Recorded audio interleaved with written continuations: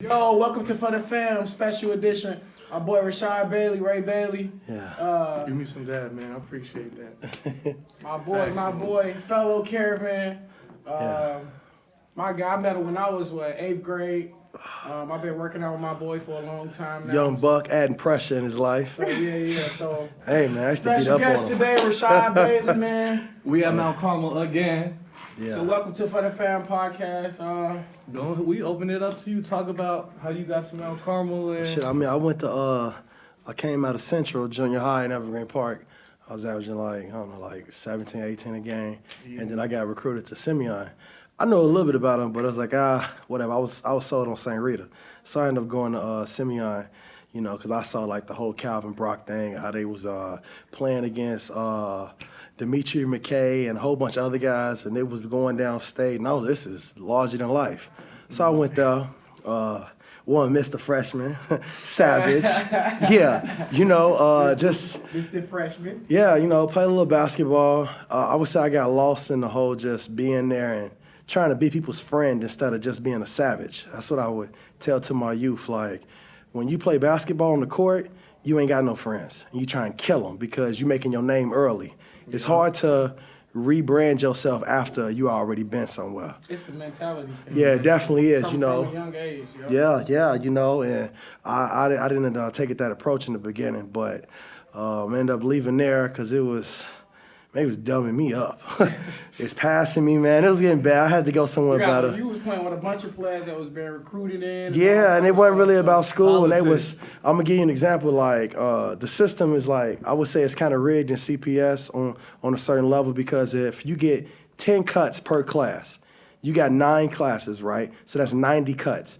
If you use all 90, you get an F for each class. But if you only use 9, you get what? You can still pass. So you're telling me as a child, you're giving me 81 cuts per semester? Whereas when I went to Mount Carmel, you missed one class, you was truant and had to come back with your parents.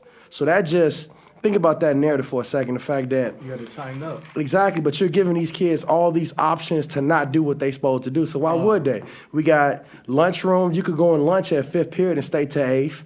You go to the summer room and go just shoot dice and kick it, and then you could leave early. There's no discipline, no Yeah, structure. that structure is everything. So it's like, although at Simeon I had more tablets in the classroom and computers than at Mount Carmel, but it was just a little too wild for me, and I needed some structure because everybody needs structure. At that age too, like Yeah. a young freshman going into high school, you kind of like a little pup in the game, so you're trying to figure out who you are and just figure out the scene you deal with. So. Yeah, I went to Mount Carmel and it was like a culture shock. When did you come to Mount Carmel? I came to Mount Carmel 06 to 07 that summer. Yeah, and so when I came there, They put you on your P's and Q's. oh man, it tightened me up real quick. Just learning how to communicate in an effective way, pronounce all your words, speak clearly. I feel like I was taking speech my first 2 months there because I thought they were being hard on me, but it was building character and understanding that, like, if people can't understand you, how can they even build a relationship with you? And it was just, in the beginning, I thought they was nitpicking, but, especially that lady in the bookstore, she used to be on me. Tuck your shirt in. What did you say? Tie your shoes. But after so much time, I got it. One of the things I appreciate the most about Mount Carmel was theology, because you had a class that spoke about character and doing the right thing and what do good men do. And, if you just think about something like having that all the time, it's like it's a constant reinforcement of being the right person, regardless who's, in your presence or who's watching. And it wasn't it was religion based, don't get me wrong, but it wasn't for you had to agree with the right. It was the morals of it. Yeah, the morals and the ethics of all of that class. That's really what it was about. So it was larger than life, and I feel like if we had things like that in the public school, it became the father figure in your life. Even if it wasn't a father figure there, theology put character in a place where it's like people can just do whatever. That's kind of like part of what they say. You come to Carmel as a boy, you leave as a man. Yeah, because it's a journey, the caravan, and it's character first. So yeah, even what Tracy's doing, positive impact, that's an extension of that. So we need that everywhere. Like in Chicago public schools, we need that in 4th grade. Honestly, because I started working with them in 3rd grade, to be honest. Yeah. So I'm trying to get them young right now. That's the goal. Like, if we don't teach kids and get them the keys, and have Teach role them while models they like young. ourselves, like you Yeah. and me. Like they need that. They need to see that right now. Definitely. When you think about what's going on in Chicago, all you see is negative news, violence, and stuff like that. No, we Yeah. shining the light Bringing on it back, good. bringing it back. It's out here, and the Yeah. bag is available. However Yeah. you want to say it. So you at Mount Carmel, graduate. Yeah. Then what's after that? Okay, so I went to a school called Bethune-Cookman. It's a black school in Daytona Beach, Florida. I went there first year, I was kicking it, having a good time on the beach, running around Mardi Gras beads around my neck, and I went and got some rims on my car. I got dubs on a Toyota Camry, losing my man, walking around with a mohawk, talking to chicks at Baldwin Hills, all type of wild stuff. It was wild, losing my mind, But then, brought it full circle. So I'm finna play basketball, and then I ended up winning a scholarship there the next year. And then I went to Costa Rica to play with them, and then, but I was getting real serious on the school tip. Me and the coach weren't really seeing eye to eye, and so I was like, well, I'm really trying to be a doctor at that point. And I was like, he was saying, well, the program is the most important. And I was like, well, I'm not going pro in basketball, but my mindset was I'm gonna go pro in real life. Talk Talk to to pro, him, bro. Talk to How him. many people go pro like in basketball? Like, Man, I mean, you think about that, and that's the biggest thing we want to instill in these kids early is that you can still go pro in real life and have everything they have. You just got to understand that it's like the education is the most important thing, because when you understand, then you can rationalize, and then you can kind of focus in on, building a better you, or just being who you're supposed to be, with finding your niche. Find the best version of yourself. Yeah, That's it's number one it's a lot.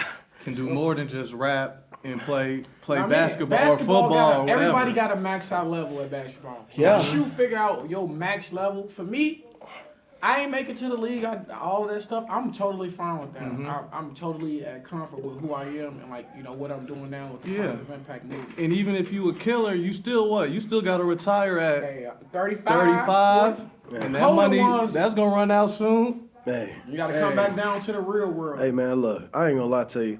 I look at it like this. I don't be trying to hurt people's feelings and shit, but the last 6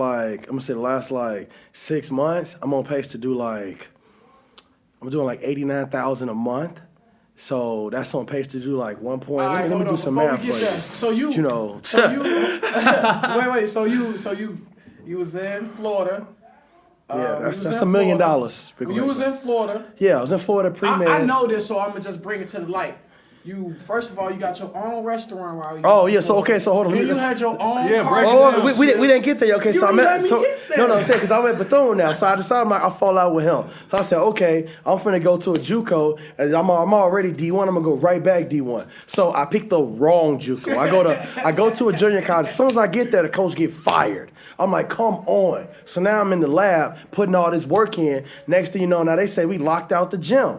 And I'm like, we ain't got no coach. And I was in Kewanee, Illinois at Black Hawk East with Emil and a couple other guys. But, Shout out Emil. We still show love. Emil doing some good, nice, positive stuff right now. yeah. He still owe me a one-on-one too. So just letting you know, I said what I said. So, but yeah, so I'm there with that, and we lose the coach, and I was like, now what I'm gonna do? End up going to Kennedy King, getting a little scuffle with some goofy niggas outside. Excuse my French, and I ended up fracturing my metacarpal. That's in your wrist and shit. So when that happened, when you're in junior college, ain't no real trainers. You just right. So it was over at that point. So now I'm like, okay. Now I come to the realization that I'm not gonna be playing basketball, and I have to figure this out. So I said, all right, I'll buckle down on the school, do another semester. I get out of there with a 3.6, and so I'm on my way to Florida because a lot of good times there. So I decided to go to FAMU, Florida A&M University. That's in Tallahassee, where Florida State is. About 70,000 students there. TCC is there. That's the third largest JUCO in the country. They got about 14,000 students. Florida State got 50. FAMU got close to 13. each other, right? Oh man, within a 3-mile radius, everything is there. Might have not been able to do that. Yeah, it was intense. So I go there chasing this pre-med wave, and then I was working a lot of jobs that summer, saving my money or whatever. And I was just thinking about starting a business or whatever. And I got a taste of an economics class. And once I got a taste of that, I was stuck. And I was just I said, I'm changing my major. So it was pre-med, and I decided to change it to economics because that was still arts. So I was able to just swap it, and everything worked out. So next semester, I do economics. I got 5 classes, but I was sitting in 12. And I said, I need to get all this game. And I was writing stuff down. I was all type of stuff. And then I started working at Moe's, Southwest Grill. At that point, that was the #1 location in America, in Tallahassee, Florida, on Tennessee Street. They were doing about $6-7 grand a day. A day? Yeah, a day. And the transactions are only like $9 to $10. So it was a lot of traffic. And so I went up there and I told him I wanted to get a job. And he told me he wasn't hiring. I said, well, I'll work for 7 days for free. And so then you could decide if you want to hire me after the fact. And so he gave me a wire toothbrush, and he said, well, can you go clean the sidewalk? So I was literally out there with my knee pads on, cleaning the sidewalk for about 4 or 5 days. And each day was 8 hours. And he just is like, this guy just don't give up. And so, yeah, because I wanted to be around money and see what's going on, because I'm getting all this game in class.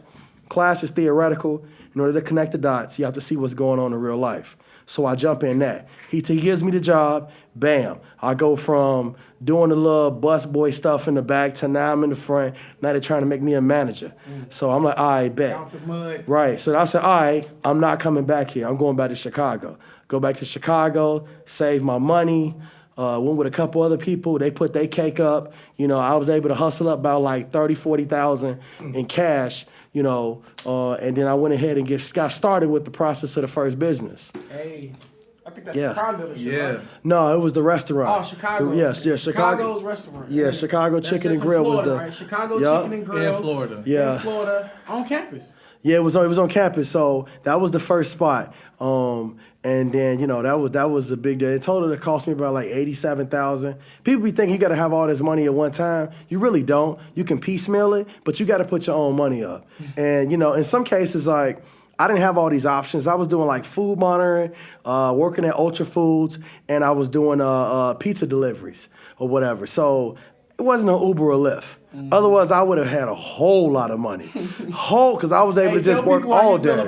Tell people how you feel about the whole hustle mindset. It's no excuses, right? It's no excuses, bro. If you ain't got nothing, bro, you get you a little car, a 2005 or better, and go Uber for like 6-7 months, and you'll have 20 bands, bro. And just put the time in. Do like 14, 15 hours a day.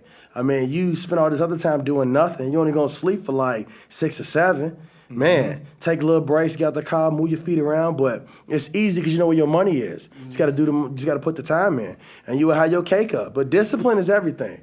A lot of our kids, they really like that. Foundation too, like.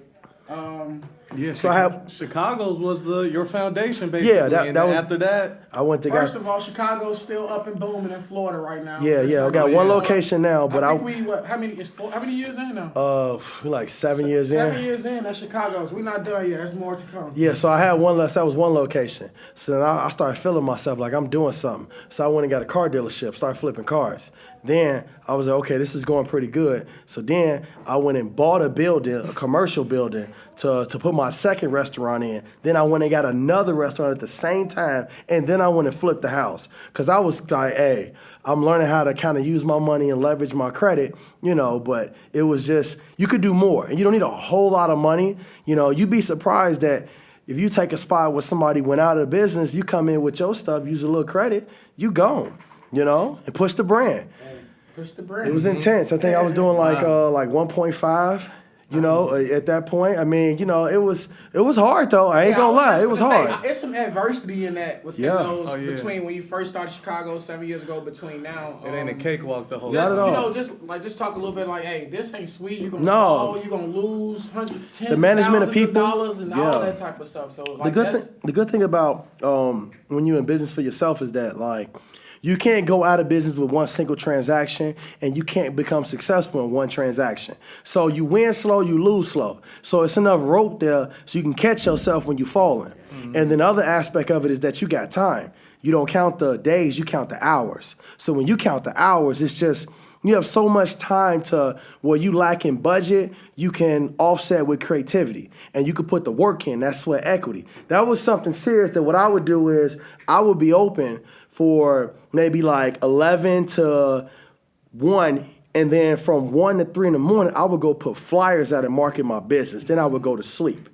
And then after I built it up so much, then I would have somebody come in and they would work from like 7 to 10 and I would step out and do more flyers. But you find other ways to kind of push your business when you don't have the money. I swear I'm learning that. Obviously, this my first year with Chicago Positive Impact. And Oh yeah. Yeah, I'm I one year mean, in. 1 year in, we were making flyers, building books, going to Kinko's, laminating stuff. Now Nobody you- seen the vision. Man, you got the bro. website just got up, and then the website. it only go up from there, for real. Yeah, that's what's up. So definitely, so we live here with Ray. Y'all get a little. That's hustler just mentality. That's a little bit of. Yeah, real life Rashad, savage. The, baby. the groundwork. So My boy been back at home for what 2 to 3 years now. Yeah, 2 years now. 2 years now. Transitioning. Real savage. Real savage. so what you- Right now, first of all, my boy been on a whole rocket ship the last couple years. Yeah. With, tell him. with you know, I look at it like you got. First of all, you got your business in Florida. Yeah. Come back to Chicago. Yeah, because I wanted to live in You got Chicago. your own 3 business. You basically have 3 more businesses in a sense, or however. that There's they a go. lot going on, man. This guy got a lot going on in terms of hustle, the right way. Yeah. The right way. You know what I'm right saying? It's out here, y'all. Yeah, I would say, not to cut you off, but one of the most important things about business is that the building of people. Because, like, it's in most situations, you can't afford to get the most polished type of employees, so you have to be able to develop people. So you shoot for good character, but they may not know anything, and you have to be able to build them. And you build one by one by one, and then what'll happen is you'll build a team. Well, then once the team is built, now you can step back some, and it's less pressure on you. Don't always look for all these partners. Just look for somebody who has the character and build them a role. Because that's the one thing you can't shake. Don't let people involved in what you're doing just because they got a couple bucks. It ain't even about the money. That money gonna come if you doing the right thing. Exactly. With your hustle and your heart. Yeah, man. You know. Come back around. So let them know. So what's Ray We up in to Chicago now? now. Oh, yeah, I'm a general contractor now. I flip houses, and you know I'm finna have a restaurant bar on the north Wicker side. Park. Wicker Yeah, About to go right? up. So Yeah. y'all know we promoting the restaurant bar in Wicker Park. Coming so we gonna soon. be on that. Yeah. Might do a show in the bar. Heavy, coming soon. Yeah. Just talk about, so you got a bar coming soon. Yeah, Man, yeah. you a young black man Yeah, I'm 30, in man. America right now. Yeah, I drive a making all Bentley these too. So plays. Oh, no, you what know, you drive? yeah, Hold on, let so- them know. We got a Bentley, we a got Bentley, Porsche, a Range Rover, SRT. Porsche, the straight A Challenger, man. Got a big van though, house almost worth half a ticket. You feel me? Hard work got pays off. equity's important, because that's a part of your assets and, talking about that net worth. People claim they get money, but they ain't got no net worth, they ain't got no money. Because they can't liquidate Wait, nothing. I kind of know a little bit about that. Break but that down. People do not. Yeah. I mean, Yeah. you help me understand that. Let me be real, y'all. I'm No, that's my everybody guy. got a mentor. He definitely put us on game. Yeah. Network Yeah, versus cash flow. Yes. 2 different planets, people.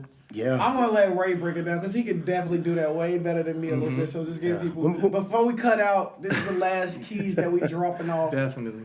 Yeah. So, a big thing is like owning something or having some value in something. So, having value in something is having equity. Equity is a part of your network. So, at any point, I can liquidate, means I can sell off, and then I will be able to have money. So, for me, my house worth like $450.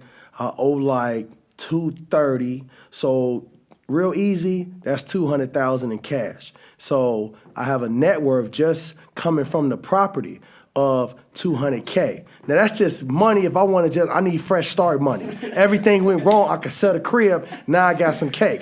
But 200K. right, but now think like this though, right? You had a down pay. You found the property to have value. Wasn't at the top of the value when you bought it, so you bought it at a good price, and then you make your payments. And over time, you're going to build equity because you're going to continue to pay the loan off. Now then, you got the portion of your business. What you bringing in? That cash coming in, that's the cash flow you're talking about. Because in this game, it's capital, collateral, credit, and cash flow. So some credit, you ain't got much, you build off what you got and just start being responsible. Timely payments is everything. Collateral, you got a job, 2 years, W-2, get you something. It doesn't matter how big or small. Stop renting because you're giving that money away every year. Look at it like this. You're giving a stack of money away, that's 12 grand gone. right? That just never comes back versus that 12 grand per year going into your property and you're building up what? Your equity. What's that associated with what? Your net worth. You see what I'm saying? Then what can you do with that? You can leverage it. Because now you go to the bank and say, hey, credit. Exactly. Bank say, let me get I want some money, bank. I need 40 grand. They say, well, do you own anything? Well, I got a mortgage. Everybody pays their mortgage. They say, well, if you don't pay me back, then we're going to get some of that equity you got in the house or whatever. All right, cool. You're going to make sure you pay them back because they're not giving you that much, but they gave you a shot where you could fund your own ideas versus asking people for help. And all you had to do was have 3.5%. FHA, you bought something. 3.5, like, it'd be crazy, too, like 10,000. Yeah, it'd be like 10,000 or $5,000. Okay, maybe if you're trying to buy something for like $250, you need 10. But if you want to buy something for like $150, $125, you need like 5. Come on, bro. Think about how much money you blow off where it's like it ain't going towards nothing that's going to help build and make your life better. You know what I'm saying? So you got the collateral aspect of it. Now, your cash flow. So essentially, if you don't have a business, your cash flow is going to be your job, your income. Mm-hmm. Then you got your credit, and then you got your capital, the money that you save. A combination of all of that makes you, from a risk standpoint, people want to do money. They want to do business with you. They want to give you a little money to see what you can do. And then you be responsible. Exactly. You're being responsible. And now you start your business. Mm-hmm. Yeah. So, and the thing is, like, when you buy property as an FHA, you can go from 1 to 4 units. So you could just get you a 4-unit building, a 3-flat with a basement unit out that gate. So that's a business in itself. So just because you ain't selling all these products and services doesn't mean you can't be a business owner. Well, you can be a business owner, but just in real estate. I got 4 units. I save my money another year and a half. I got another 20 grand. I buy me another 4 units. Mm-hmm. Cool. Then I'm making what? Cash flow and network because you own the building and your tenants is paying rent. Exactly. So they paying off the mortgage. You pay the mortgage off in half that time. Once you pay it off, now that it don't matter about your 401k or your pension. You got money coming forever. You bought something for $200,000. It brings you in $4 grand a month. The mortgage is $2, just to sake for this conversation. So that's a positive $2,000 a month. You say, I don't want none of that money. I'm going to put all 4 at it. You pay it off in 15 years. So just from that one place, that's going to pay you $4,000 for the rest of your life. And then you own all the value in it. And it's probably going to praise. So you're probably going to be worth $280, $300. Now you got 300 and you got 4,000 coming up. Come on now, hold on. You ready for this next one? We talking about generational wealth, right? For the little niggas out here that think they get money, but they can't tell you nothing. Mm-hmm. So now you done paid off the building, right, in 15 years, right? You got a daughter, right, or you got a son, right? So what that son, what you getting, 4,000 a month? Okay, you give them the building. They graduate from high school and now they got a building. So now the building gives them $4 grand a month. That's paying their tuition. They go to Harvard. And they start out with a net worth of $300,000. Talk about a head start. Generational wealth. They don't even need no bank because they can borrow from their own property because it cash flows. When you want to borrow from your property, you go to the bank and say, bank, give me some cake, bank. Give me some cake. They said, bring me your leases. People living there, bring them to me. You bring them the 4 leases for the 4 units, and they say, bet, you don't owe no money on this? Okay, we'll give you $150,000, and you just gonna have to pay $1,500 a month for the next 10 years on that. Well, guess what? The building already bringing in 4. So now your child done got $150,000, and they still making another $1,500 off that a month. Come on now, and the renter gonna pay it back. So not only do they have a net worth, they was also able to get financing to start flipping houses or buy a damn gas station, grocery store, whatever the hell they want to go buy a Hummer, whatever they want to do, they renters gonna pay for it versus you having to pay for it because you passed something to them. That's generational wealth. And all you did was put what? 10 grand down. Ooh. That's keys, y'all. We got That's keys. We exploiting the keys right now, man. Let them know. That's different avenues. For the fan podcast, man. We blessed to have my boy right here. Man. Y'all if y'all don't know him, I am Rashad Bailey. We gonna tag him. You gonna see everything. Real life savage. This shit is crazy. Hey, pull up on me. This message is approved by Rashad Bailey. Yeah, I tell people, look, you may not be able to go pro in the league and all that other shit, but you can go pro in real life and get everything you want. but you got to take the first step. And it's more about planning and strategy than it is about effort. See, the problem is people work hard, but they don't work smart. They plan for 2 months instead of planning for 2 years. That's all you got to do. That's it. And that's the thing is, so fast. Right, time is passing. 10 years ago, we was in high school. Come on, man. That boy's picking me up. Man. He picking me up in the morning for school. So Right. You know, people that got their 10K out here, what they gonna do with it? Hey, I don't care how y'all got it, but what you gonna do with it? Some people waiting for their money to come back in January and February from their refund check, and they're using their money to do what? Go buy a house. You get that money, I shouldn't see you in Gucci and Louis because you really don't belong there because you ain't got nothing. And it's okay not to have nothing, but you got to start somewhere and start building something. The cars, all that stuff come later. It's cool. It's get the property. It's gonna get if you do the stuff, necessary stuff that you got to do. Man, credit first, man.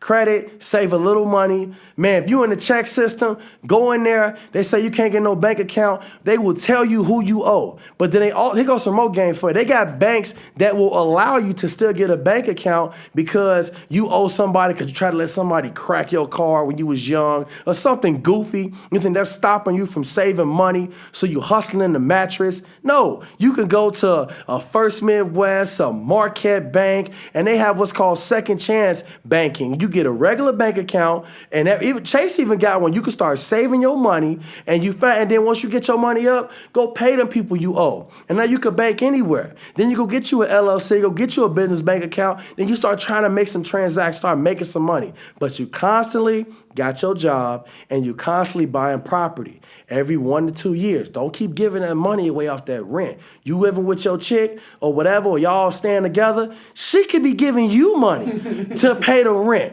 or to pay the mortgage. When she gone, she had to pay to live anyway. Why not have her give you money to pay off your shit? That's all I'm saying. You know what I'm saying? Like because people say, I ain't ready to buy no house. You're foolish. Get you a building, get you something. You can only get a 2-unit, whatever. It's better than 5 years passing and you put $12,000 out. That's 60 grand. Come on now, unless I gotta pull my calculator out. I think 5 times 12 is 60. So that's 60,000 you done gave away. No. Just because you decide that you ain't ready for something that you already qualified for.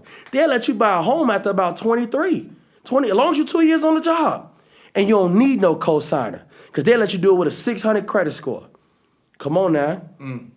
Free game, man. Man, free game. This really costs. Hey, only way you gonna catch something like this is on For the Fan Podcast. You know, special thanks to my boy Rado. Tune in, y'all. Tune in, we out.